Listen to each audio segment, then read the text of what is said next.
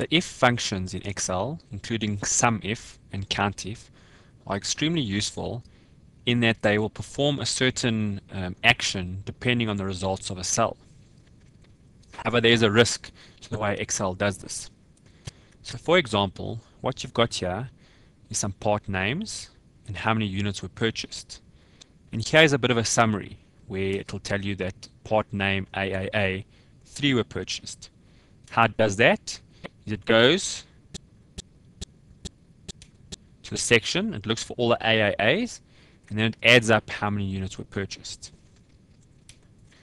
What is important to realize is that as far as Excel is concerned, when it looks for the AAA, it's looking for exactly AAA. And therefore, if there's any misspelling, there could be a problem. Of more concern, however, is the way Excel handles spaces. So for example, here you can see that this correctly adds up to the total units purchased, and I've built a little error check in there.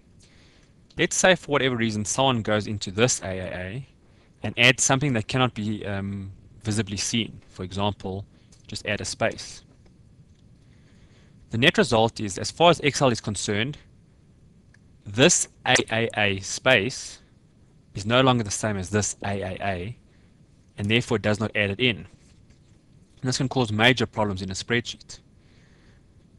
The way to avoid this is, first and foremost, you must build in some error checks, and I highly recommend with any if functions, COUNTIFs and SUMIFs, to basically put all the possibilities down and add them up and make sure that it equals the raw data. The other alternate is to enforce that no errors can happen at this stage, the name stage. And this can be done using data validation.